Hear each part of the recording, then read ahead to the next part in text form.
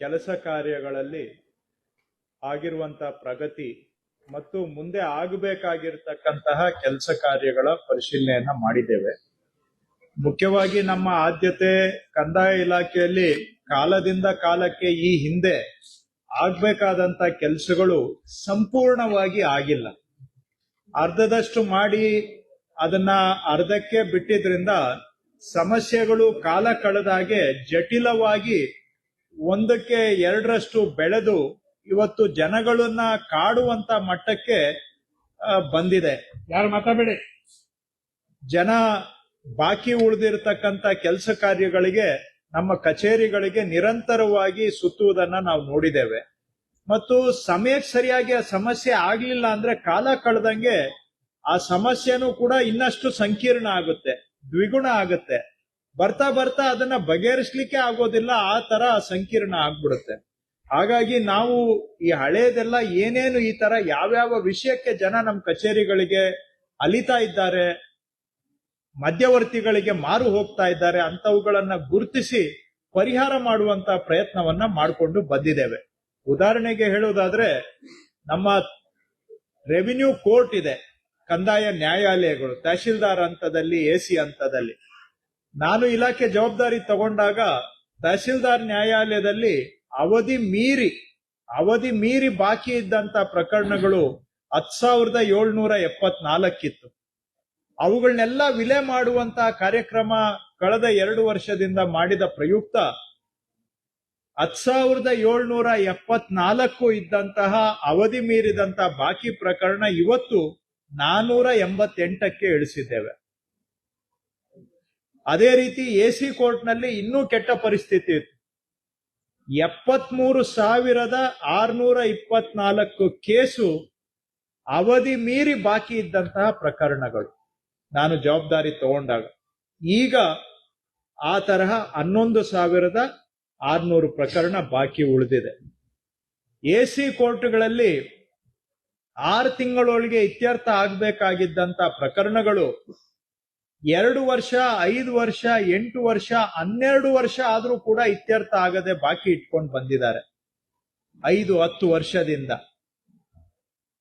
5 ವರ್ಷಕ್ಕಿಂತ ಮೀರಿದಂತ ಪ್ರಕರಣಗಳೇ 32,757 ಇತ್ತು. 32,757 ಎಸಿ ನ್ಯಾಯಾಲಯದಲ್ಲಿ ಇದ್ದಂತಹ 5 ವರ್ಷ ಮೀರಿದಂತ ಪ್ರಕರಣ. ಇವತ್ತು ಅವುಗಳನ್ನು ಕೂಡ ವಿಲೆ ಮಾಡಿ ಒಂದು 3,300 ಬಾಕಿ ಇದೆ. ಉದಾಹರಣೆಗೆ ಹೇಳೋದಾದ್ರೆ, ಈ ರೀತಿಯಾಗಿ ಹಳೇದನ್ನ ಎಲ್ಲವನ್ನೂ ಕೂಡ ಯಾವುದು ಬಾಕಿ ಇರಿಸ್ಕೊಂಡಿದ್ರು ಅವೆಲ್ಲವನ್ನ ಆನ್ಲೈನ್ ಸಿಸ್ಟಮ್ಗೆ ತಗೊಂಡು ಬಂದು ಆನ್ಲೈನ್ ಮುಖಾಂತರವಾಗಿ ಡೇ ಟು ಡೇ ಮಾನಿಟರ್ ಮಾಡೋದರ ಮುಖಾಂತರ ಇವತ್ತು ಅವುಗಳ ವಿಲೆ ಕೆಲಸವನ್ನ ಮಾಡ್ತಾ ಇದ್ದೇವೆ. ಹಾಗೆ ಇನ್ನೊಂದು, ರಾಜ್ಯದಲ್ಲಿ ಸುಮಾರು 49 ಲಕ್ಷ ಜಮೀನುಗಳು ಮೃತರಾಗಿರುವವರಂತರ ಹೆಸರಿನಲ್ಲೇ ಮುಂದುವರೆದಿದ್ದಾವೆ.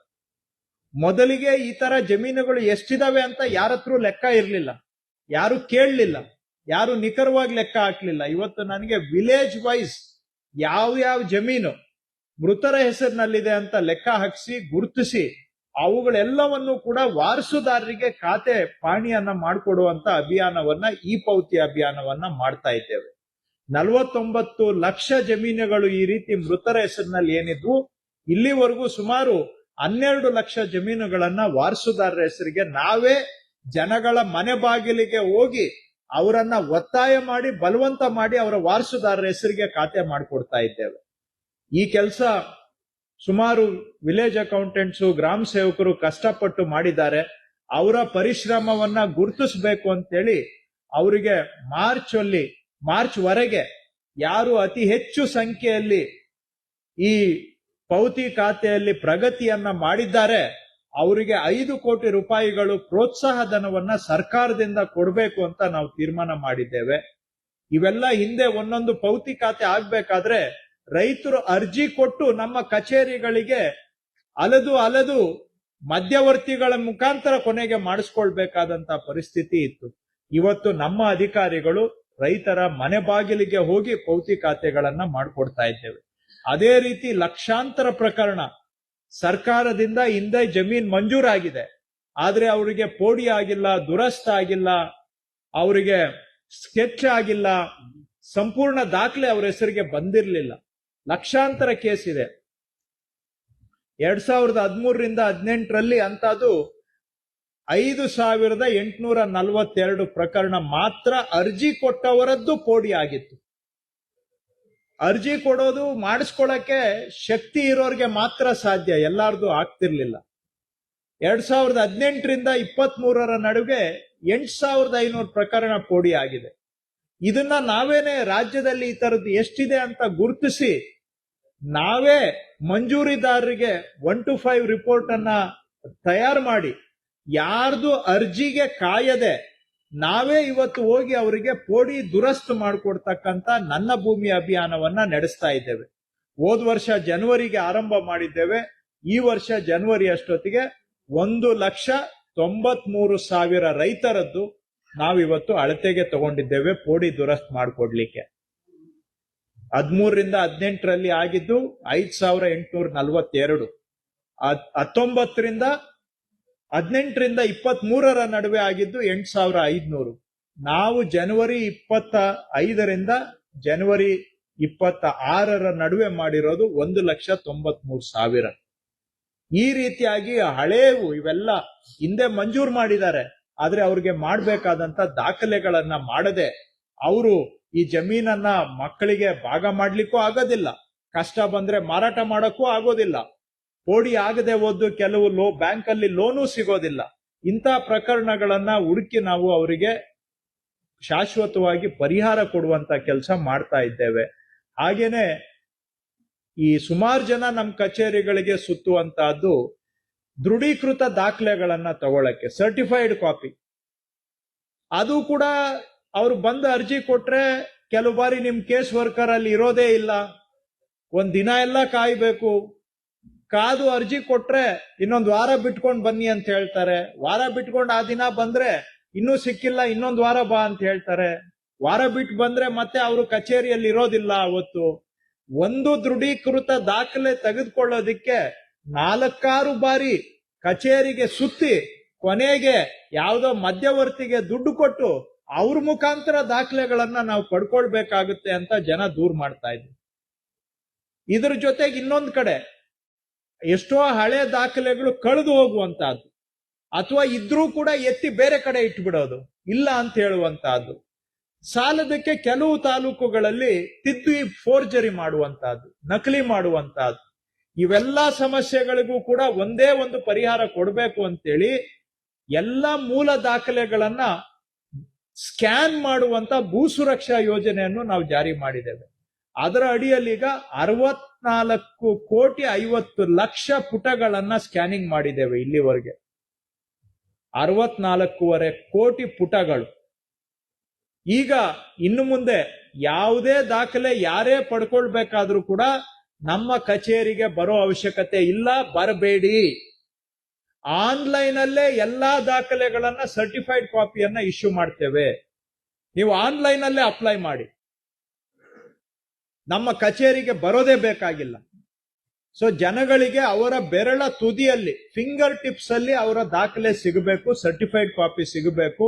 ಆನ್ಲೈನ್ ಪೋರ್ಟಲ್ ಅಲ್ಲಿ ಅಪ್ಲೈ ಮಾಡಿದ್ರೆ ಅಲ್ಲೇ ನಿಮ್ಗೆ ಕೊಡ್ತೇವೆ ಈ ದಾಖಲೆಗಳನ್ನ. ಇದರಿಂದ ಜನ ನಮ್ಮ ಕಚೇರಿಗಳಿಗೆ ಅಲಿಯೋದು ತಪ್ಪುತ್ತೆ, ಮಧ್ಯವರ್ತಿಗಳಿಗೆ ಬಲಿ ಆಗೋದು ತಪ್ಪುತ್ತೆ. ಜೊತೆಗೆ ಇದರಲ್ಲಿ ಸ್ಕ್ಯಾನ್ ಮಾಡಿಬಿಟ್ರೆ ಅದನ್ನ ಯಾರು ಬಚ್ಚಿಡಕ್ ಆಗೋದಿಲ್ಲ, ಎಲ್ಲ ಆನ್ಲೈನ್ ಅಲ್ಲಿ ಸಿಕ್ಬಿಡುತ್ತೆ.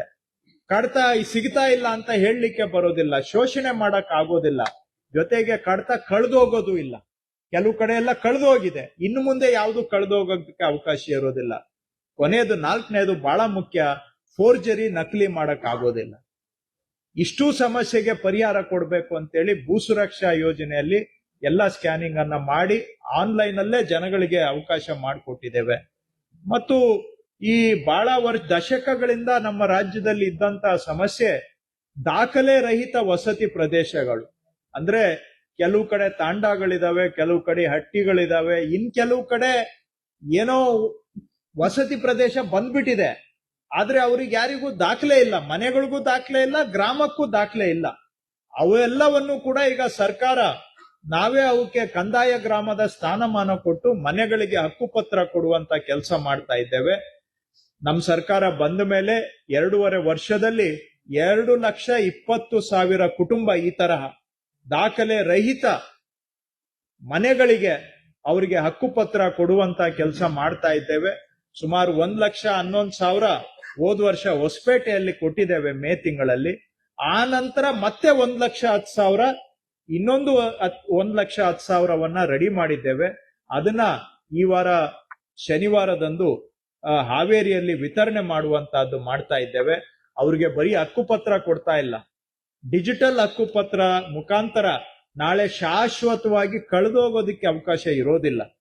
ಹಾಗೂ ಅವರಿಗೆ ನಾವು ಈ ಸ್ವತ್ತನ್ನ ಮಾಡಿ ಪಂಚಾಯಿತಿಯಲ್ಲಿ ಖಾತೆ ಮಾಡಿ ನೋಂದಣಿ ಕ್ರಯಪತ್ರ ಮಾಡಿಕೊಟ್ಟು ರಿಜಿಸ್ಟರ್ ಮಾಡಿಕೊಡ್ತಾ ಇದ್ದೇವೆ. ಸೋ ದಟ್ ನಾಳೆ ಅವರ ಮಾಲೀಕತ್ವಕ್ಕೆ ಯಾವುದೇ ರೀತಿ ಸಾಸಿವೆ ಕಾಳಿನಷ್ಟು ಅನುಮಾನ ಇರಬಾರದು.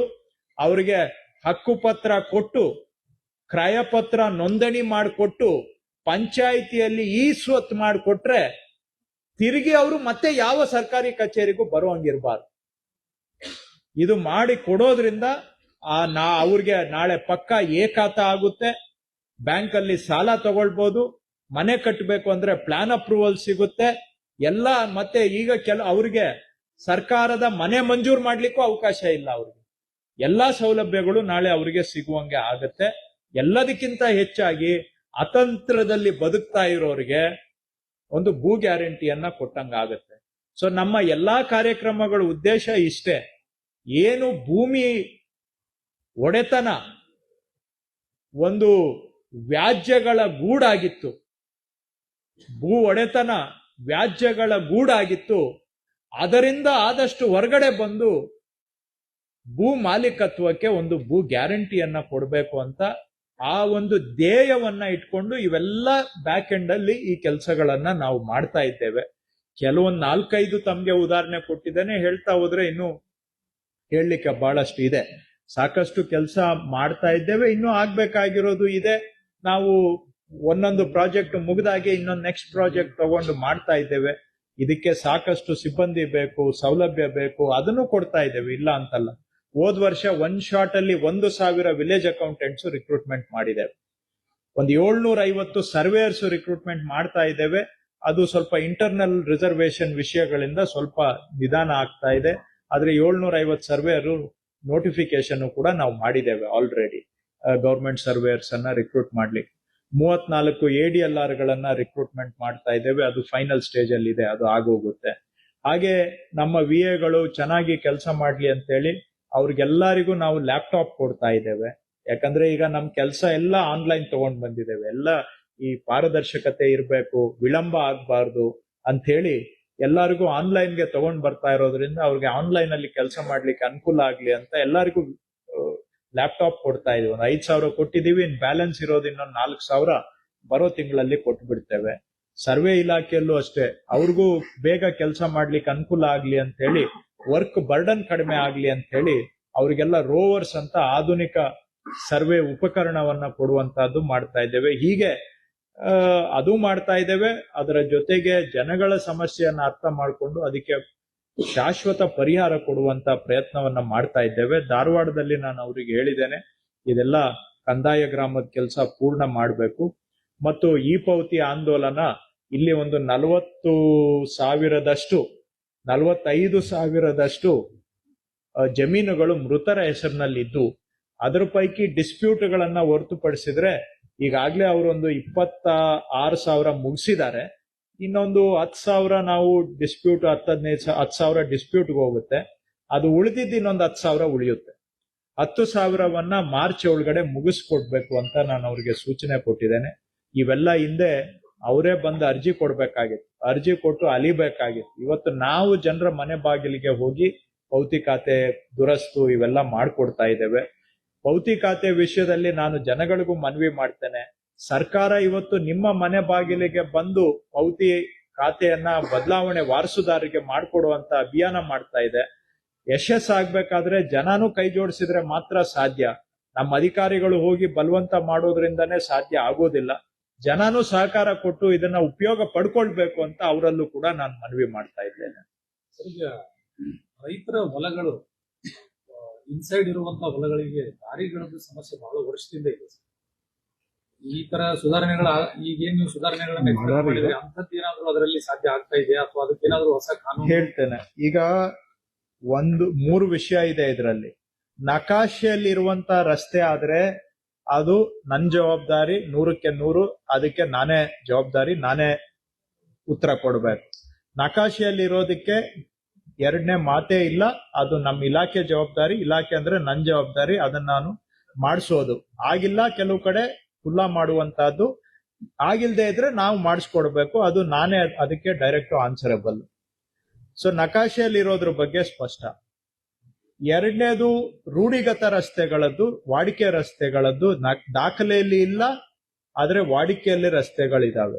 ಇವುಗಳದ್ದೇ ಹೆಚ್ಚಿನ ಸಮಸ್ಯೆ. ಅದಕ್ಕೆ 2 ರೂಪದಲ್ಲಿ ಪರಿಹಾರ ಇದೆ. ಒಂದು, ನಾನೊಂದು ಆದೇಶ ಮಾಡಿದ್ದೇನೆ ಇಲಾಖೆ ಜವಾಬ್ದಾರಿ ತಗೊಂಡ್ಮೇಲೆ, ರೈತರು ಕೃಷಿ ಚಟುವಟಿಕೆಗೆ ಆ ಜಮೀನಿಗೆ ಹೋಗೋದಕ್ಕೆ ಬರೋದಕ್ಕೆ ರೈತರ ಪರವಾಗಿ ಆದೇಶ ಮಾಡಿಕೊಡೋದಕ್ಕೆ ತಹಶೀಲ್ದಾರ್ಗೆ ನಾನು ಅಧಿಕಾರ ಕೊಟ್ಟಿದ್ದೇನೆ. ರಿಪೀಟ್ ಮಾಡ್ತೇನೆ, ಸುಮಾರು ಜನ ಕರೆಕ್ಟ್ ಆಗಿ ಅರ್ಥ ಮಾಡ್ಕೊಂಡಿದ್ದಾರೆ, ಕೆಲವರು ತಪ್ಪರ್ಥ ಮಾಡ್ಕೊಂಡಿದ್ದಾರೆ. ರಸ್ತೆ ನಾನ್ ಮಾಡ್ಕೊಡಕ್ ಆಗೋದಿಲ್ಲ, ರಸ್ತೆ ಆದೇಶ ಮಾಡಕ್ ಆಗೋದಿಲ್ಲ, ನನ್ಗೆ ಪವರ್ಸ್ ಇಲ್ಲ. ಅದ್ರ ಬಗ್ಗೆ ಹೇಳ್ತೇನೆ. 3rd ಪಾಯಿಂಟ್, 2nd ಪಾಯಿಂಟ್ ಅಲ್ಲಿ ಇದ್ದೇನೆ. ಆದ್ರೆ ಕೃಷಿ ಚಟುವಟಿಕೆ ಅಂದ್ರೆ ಏನು? ಬಿತ್ತನೆ ಬೀಜ ಸಾಗಾಣಿಕೆ ಮಾಡಬೇಕು, ಔಷಧಿ ಗೊಬ್ಬರ ಸಾಗಾಣಿಕೆ ಮಾಡಬೇಕು, ಕಟಾವ್ ಮಾಡಿದ ನಂತರ ಅಲ್ಲಿಂದ ಅದನ್ನ ಹೊರಗೆ ತರಬೇಕು ಅಂತ ಹೇಳಿದ್ರೆ ಅಷ್ಟಕ್ಕೆ ಆದೇಶ ಮಾಡಿಕೊಟ್ಟು ಅದನ್ನ ಎನ್ಫೋರ್ಸ್ ಮಾಡುವಂತ ಅಧಿಕಾರವನ್ನ ನಾವು ತಹಶೀಲ್ದಾರ್ಗೆ ಕೊಟ್ಟಿದ್ದೇವೆ. ಸೊ ಇದು ತಹಶೀಲ್ದಾರ್ಗೆ ಅಧಿಕಾರ ಇದೆ. 3ನೇದು ಏನ್ ಕೇಳ್ತಾರೆ, ಅವರು ರಸ್ತೆನೆ ಕೇಳ್ತಾರೆ. 2ನೇದು ಅದು ಸಂಪರ್ಕ ಕೊಡಿಸ್ಕೊಡ್ಬಹುದು. ತಹಶೀಲ್ದಾರ್ ಆಕ್ಸೆಸ್ ಅಂತಾರೆ, ಆಕ್ಸೆಸ್ ಮಾಡಿಸ್ಕೊಡ್ಬಹುದು. ಅದನ್ನ ನಾವು ಕೆಲವು IPC ಸೆಕ್ಷನ್ ಅನ್ನು ಕೋಟ್ ಮಾಡಿ ಡೆಲಿಗೇಟ್ ಮಾಡಿದ್ದೇವೆ ತಹಶೀಲ್ದಾರ್ಗೆ. ಅವಶ್ಯಕತೆ ಬಂದ್ರೆ IPC ಅನ್ನ ಇನ್ವೋಕ್ ಮಾಡಿ ಇದನ್ನ ಎನ್ಫೋರ್ಸ್ ಮಾಡಿ ಅಂತ ಹೇಳಿದ್ದೇವೆ. ಆದ್ರೆ ನೀವು ಕೇಳುವಂತಹದ್ದು 3ನೇ ಕ್ಯಾಟಗರಿ ಏನಿದೆ, ರಸ್ತೆನೇ ಘೋಷಣೆ ಮಾಡಿ ಅನ್ನುವಂತಹದ್ದು, ಅದು ಭಾರತ ಸರ್ಕಾರದ ಒಂದು ಆಕ್ಟ್ ಇದೆ, ಈಸ್ಮೆಂಟ್ ಆಕ್ಟ್ ಅಂತ. ಈಸ್ಮೆಂಟ್ ಆಕ್ಟ್ ಪ್ರಕಾರ ಆ ಅಧಿಕಾರ ಇರೋದು ಸಿವಿಲ್ ಕೋರ್ಟ್ಗೆ ಮಾತ್ರ. ಅದು ನಮ್ಗೆ ಕಂದಾಯ ಇಲಾಖೆಗೆ ಆಗ್ಲಿ, ನನಗ್ ತಿಳಿದಂಗೆ ಯಾವ ಇಲಾಖೆಗೂ ಕೂಡ ಅದು ಈಸ್ಮೆಂಟ್ ಆಕ್ಟ್ ಅಲ್ಲಿ ನಮ್ಗೆ ಪವರ್ಸ್ ಇಲ್ಲ. ಈಸ್ಮೆಂಟ್ ಆಕ್ಟ್ ಸ್ಪೆಸಿಫಿಕಲಿ ಅದನ್ನ ಸಿವಿಲ್ ಕೋರ್ಟ್ಗೆ ಕೊಟ್ಟಿದೆ. ಇದು easement act central act, if I understand correct. ಇದು ಸೆಂಟ್ರಲ್ ಆಕ್ಟ್ ಇದೆ. ಸೆಂಟ್ರಲ್ ಆಕ್ಟ್ ಪ್ರಕಾರವಾಗಿ ಆ ಪವರ್ಸ್ ಇರುವಂತಹದ್ದು ಸಿವಿಲ್ ಕೋರ್ಟ್ಗೆ. ಸೊ ಅದು ಏನೇ ಇದ್ರೂ ಕೂಡ ಜನಕ್ಕೆ ಸಮಸ್ಯೆ ಇದೆ, ನನ್ಗೆ ಅರ್ಥ ಆಗುತ್ತೆ. ಜನರ ಸಮಸ್ಯೆಯನ್ನ ನಾನು ಅಲ್ಲಗೆಳಿತಾ ಇಲ್ಲ, ಅದನ್ನ ಗೌಣ ಮಾಡ್ತಾ ಇಲ್ಲ. ಆದ್ರೆ ಕಾನೂನಿನ ಪರಿಸ್ಥಿತಿ ಈ ರೀತಿ ಇದೆ ಅನ್ನೋದನ್ನ ನಿಮ್ ಗಮನಕ್ಕೆ ತರ್ತಾ ಇದ್ದೇನೆ. ಅವರು ಸಿವಿಲ್ ಕೋರ್ಟ್ ಅನ್ನೇ ಅಲ್ಟಿಮೇಟ್ಲಿ ಅವ್ರಿಗೆ ರಸ್ತೆನೇ ಬೇಕು ಅಂತ ಹೇಳಿದ್ರೆ, ಇಯರ್ ರೌಂಡ್ ರೋಡ್ ಬೇಕು ಅಂತ ಹೇಳಿದ್ರೆ ಸಿವಿಲ್ ಕೋರ್ಟ್ ಅನ್ನೇ ಅಪ್ರೋಚ್ ಮಾಡ್ತಾರೆ. ಅಲ್ಲಿ ಒಂದು ಸ್ವಲ್ಪ ಬಾರ್ಡರ್ ಇದೆ ಸರ್, ಅಂದ್ರೆ ಬಾರ್ಡರ್ ಸಿಸ್ಟಮ್ ಇದೆ ಹಳ್ಳಿಗಳಲ್ಲೆಲ್ಲ. ಒಂದೇ ಸಲ ನಮ್ಮಲ್ಲಿದ್ರೆ ಅಲ್ಲ ಸರ್, ಅದೇ ಅವರು ಒಬ್ಬೊಬ್ರು ಎಲ್ಲಾರು ಕೋಆಪರೇಟಿವ್ ಆಗಿ ಬಿಟ್ಕೊಂಡಿರ್ತಾರೆ. ಮಾಡ್ಕೊಂಡು ಮಾಡ್ಬೋದು ಸರ್. ಅಟ್ಲೀಸ್ಟ್ ಅವ್ರು ಬರ್ಕೊಟ್ರೆ ನಾನೇ ಪರಿಹಾರ ಕೊಡಕ್ ಹೋದ್ರೆ ಲಕ್ಷಾಂತರ ರಸ್ತೆಗಳಿದಾವೆ. ಸರ್ ಆಗ್ಲಿ ಸರ್, ತೊಂದ್ರೆ ಇಲ್ಲ ಸರ್. ಬಟ್ ಅದು ಕಾಲಕ್ರಮೇಣ ಒಂದ್ ಕಡೆ ಎಲ್ಲರೂ ಶುರುವಾದ್ರೆ, ಪೈಲಟ್ ಆಗಿ ಒಂದು ತಾಲೂಕಿನಲ್ಲೋ ಅಥವಾ ಒಂದು ಹೋಬ್ಳಿಲೋ ಹಂಗ್ ಶುರುವಾದ್ರೆ ರೈತರಿಗೆ ಅಲ್ಲ, ಈಗ ಅವ್ರು ರೈತರು ಮುಂದೆ ಬಂದು ವಾಲಂಟಿಯರ್ ಆಗಿ ನಾವೆಲ್ಲ ಬಿಟ್ಕೊಡ್ತೀವಿ ಅಂತ ಹೇಳಿದ್ರೆ ಅದಕ್ಕೆ ದಾಖಲೆ ಏನ್ ಮಾಡ್ಬೇಕು ಅದ್ ಮಾಡಕ್ ನಾವು ತಯಾರಿದ್ದೇವೆ. ತಹಶೀಲ್ದಾರ್ಗೆ ನಾನು ಆದೇಶ ಕೊಡ್ತೇನೆ, ವಾಲಂಟಿಯರ್ಲಿ ಅವ್ರು ಬಿಟ್ಕೊಟ್ರೆ ನಾವು ಮಾಡ್ಬೋದು. ಉಳಿದಿದ್ದು ಏನೇ ಇದ್ರು ಅದು ಸಿವಿಲ್ ಕೋರ್ಟ್ ಮುಖಾಂತರ ಆಗ್ಬೇಕು. ನೀವು ಕಾಂಪನ್ಸೇಷನ್ ಅಂತ ಹೇಳಿದ್ರೆ ಆತರ ಲಕ್ಷಾಂತರ, ಒಂದೊಂದು ಊರಿಗೆ 10 ಊರ್ಗೆ ಆತರ ಇರ್ತದೆ, 10 ಇರುತ್ತೆ. ಇವತ್ತಿನ ಕಾಲದಲ್ಲಿ ರಾಷ್ಟ್ರೀಯ ಹೆದ್ದಾರಿಗೆ ಲ್ಯಾಂಡ್ ಅಕ್ವೈರ್ ಮಾಡೋದೇ ಅಸಾಧ್ಯ ಆಗಿದೆ. ಇನ್ನ ಒಂದು ಹಳ್ಳಿಯಲ್ಲಿ 10 ರೋಡ್ ಮಾಡ್ತೀವಿ ಅಂತ ಹೇಳಿದ್ರೆ ತಾವೇ ಯೋಚನೆ ಮಾಡಿ ಅದರ ಪರಿಣಾಮ ಏನು ಅಂತ. ಕಾವೇರಿ 2.0 ಸರಿಯಾಗಿ ವರ್ಕ್ ಮಾಡ್ತಾ ಇಲ್ಲ. ಈಗ ಮ್ಯಾಪ್ ಅನ್ನ ನೀವು ಏನಾದ್ರು ಕರೆಕ್ಷನ್ ಇದೆ ಅಂತ ಹೇಳಿ ಅದನ್ನ ಅಪ್ಲೋಡ್ ಮಾಡಿದ್ರೆ ಅದು ಕರೆಕ್ಷನ್ ಆಪ್ಷನ್ ತೋರಿಸ್ತಾ ಇಲ್ಲ. ಸಾಕಷ್ಟು ಫೈಲ್ಸ್ಗಳು ಧಾರವಾಡ ಜಿಲ್ಲೆಯಲ್ಲಿ ಉದ್ಯೋಗ ಸರ್. ಸಬ್ ರಿಜಿಸ್ಟರ್ ಆಫೀಸ್ ಅಲ್ಲಿ ಹೋದ್ರೆ ಆಪ್ ವರ್ಕ್ ಆಗ್ತಾ ಇಲ್ಲ ಅನ್ನುವಂತ ಮಾತನ್ನ ಹೇಳ್ತಾರೆ ಸರ್. ಚೆಕ್ ಮಾಡ್ತೇನೆ ನಾನು, ಅದೇನ್ ನನ್ ಗಮನಕ್ಕೆ ಬಂದಿಲ್ಲ. ಇದು ವಿಷಯ ಡೀಟೇಲ್ಸ್ ತಗೊಳ್ತೇನೆ, ನೋಡಿ ಸ್ವಲ್ಪ ನಂಗೆ ರಿಪೋರ್ಟ್ ಕಳ್ಸಿಕೊಡಿ. ಸರ್, ಈ ಕಾರ್ಪೊರೇಷನ್ ಈ ಸ್ವತ್ತು ನಿಮ್ಮ ಈ ಸ್ವತ್ತು ಅವ್ರು ಕೊಡ್ತಾರೆ, ನಾವು ಕೊಡೋದಿಲ್ಲ. ಆಪ್ ಅವ್ರದ್ದು ಇರುತ್ತೆ, ಅವ್ರದೇ. ಪಂಚಾಯತ್ ವ್ಯಾಪ್ತಿ ಒಳಗಿರುವಂತ ರೆವಿನ್ಯೂ ಲ್ಯಾಂಡ್ ಎಲ್ಲ ಇರ್ತವೆ, ಕಾಂತಾನ ಅಂತದೆಲ್ಲ. ಅದನ್ನ ಪಂಚಾಯತಿಯವರು ಈ ಸ್ವತ್ತು ರೂಪದಲ್ಲಿ ತಗೊಂಡ್ ಬಂದು ಹಂಗೆಲ್ಲ ಮಾಡೋದಕ್ಕೆಲ್ಲ ಅವಕಾಶ ಇದೆಯಾ ಸರ್? ಕೆಲವು ಯಾವುದು ಈಗ ಕ್ರಯದ ಮುಖಾಂತರ ಬಂದಿದೆ ರೆವಿನ್ಯೂ ಲ್ಯಾಂಡ್ ಅಲ್ಲಿ, ಅವಕ್ಕೆಲ್ಲದಕ್ಕೂ ಕೂಡ ಈ ಸ್ವತ್ತು ಅಲ್ಲಿ 11B ಕೊಡೋದಕ್ಕೆ ಈಗ ಹೊಸದಾಗಿ ಅವಕಾಶ ಮಾಡಿಕೊಟ್ಟಿದೆ. ಸಾಫ್ಟ್ವೇರ್ ಅಲ್ಲಿ ಅದು RDPR ನೋಡ್ದೆ ಹೇಳ್ತಾ ಇದ್ದೀನಿ, ನಮ್ಮ ಇಲಾಖೆಲ್ಲ RDPR ನವರೇ ಮಾಡ್ತಾರೆ. ಆದ್ರೆ ಅವ್ರ ಪರವಾಗಿ ಬಂದಿರುವಂತಹ ರೆವಿನ್ಯೂ ಲ್ಯಾಂಡ್ ಅಲ್ಲಿ ಇರ್ತಕ್ಕಂಥ ನಿವೇಶನಗಳಿಗೆ ಈ ಸ್ವತ್ತು ಮುಖಾಂತರ 11B ಕೊಡ್ಲಿಕ್ಕೆ ಈಗ ಅವಕಾಶ ಮಾಡಿಕೊಂಡಿದ್ದಾರೆ. ಅದರಲ್ಲಿ ಸ್ವಲ್ಪ ಸಾಫ್ಟ್ವೇರ್, ಯಾಕಂದ್ರೆ ಹೊಸದಾಗಿ ಸಾಫ್ಟ್ವೇರ್ ಅನ್ನ ಬಿಡುಗಡೆ ಮಾಡಿದ್ದಾರೆ. ಸ್ಟಾರ್ಟಿಂಗ್ ಅಲ್ಲಿ ಕೆಲವು ಪ್ರಾಬ್ಲಮ್ಸ್ ಇದೆ. NIC ಅವರು ಸಾಫ್ಟ್ವೇರ್ ಅನ್ನ ಡೆವಲಪ್ ಮಾಡಿದ್ದಾರೆ. ಅವರು ನಾವು ಕೇಳಿದಷ್ಟು ವೇಗವಾಗಿ ಅವರು ಅದನ್ನ ನ್ಯೂನ್ಯತೆಗಳನ್ನ ಸರಿಪಡಿಸ್ಲಿಕ್ಕೆ ಆಗ್ತಾ ಇಲ್ಲ, ಬಟ್ ಮಾಡ್ತಾ ಇದ್ದಾರೆ. ಡೈಲಿ ಸಾಫ್ಟ್ವೇರ್ ಅಲ್ಲಿ ಕೆಲವು ಸಣ್ಣ ಪುಟ್ಟ ಚೇಂಜಸ್ ರಿಕ್ವೆಸ್ಟ್ ಬಂದಿದ್ ಮಾಡ್ತಾ ಇದ್ದಾರೆ. ಆದ್ರೆ ತಮ್ಮ ಪ್ರಶ್ನೆ, ಸಾಫ್ಟ್ವೇರ್ ಅಲ್ಲಿ ಸ್ವಲ್ಪ ಇಶ್ಯೂಸ್ ಇದೆ. ಆದ್ರೆ ತಮ್ಮ ಪ್ರಶ್ನೆಗೆ ಉತ್ತರ ಕೊಡೋದಾದ್ರೆ, ಖಾಸಗಿ ಜಮೀನಲ್ಲಿ ಕ್ರಯ ಮಾಡಿ ನೀವು ಕೊಂಡ್ಕೊಂಡಿದ್ರೆ, ಕ್ರಯ ಪತ್ರ ಇದ್ರೆ ಅವರಿಗೆ 11B ಕೊಡೋದಕ್ಕೆ ಈ ಸ್ವತ್ತುವಲ್ಲಿ ಅವಕಾಶ ಇದೆ. ಕರೆಕ್ಟಾ ಸಿ ಅವರು? Is it not? Sir, MUDA ಪ್ರಕರಣದಲ್ಲಿ ಲಾಸ್ಟ್ ಲೋಕಾಯುಕ್ತರಿಗೆ ದುಡ್ಡು ಕೊಟ್ಟು ಕೋಟಿ ದುಡ್ಡು ಕೊಟ್ಟು ಈ ರಿಪೋರ್ಟ್ಸ್ ಹಾಕಿದ್ದಾರೆ ಆರೋಪ. ರಾಷ್ಟ್ರಪತಿ ಅವರಿಗೆ ದೂರು ಕೊಡ್ಲಿ, ಅವರು ಎನ್ಕ್ವೈರಿ ಮಾಡ್ತಾರೆ. ರಾಷ್ಟ್ರಪತಿ ಹೆಚ್ಚಿನ ವಿಡಿಯೋಗಳಿಗೆ ಪ್ರತಿಧ್ವನಿ ಯೂಟ್ಯೂಬ್ ಚಾನೆಲ್ ಸಬ್ಸ್ಕ್ರೈಬ್ ಮಾಡಿ, ಬೆಲ್ ಐಕಾನ್ ಕ್ಲಿಕ್ ಮಾಡಿ.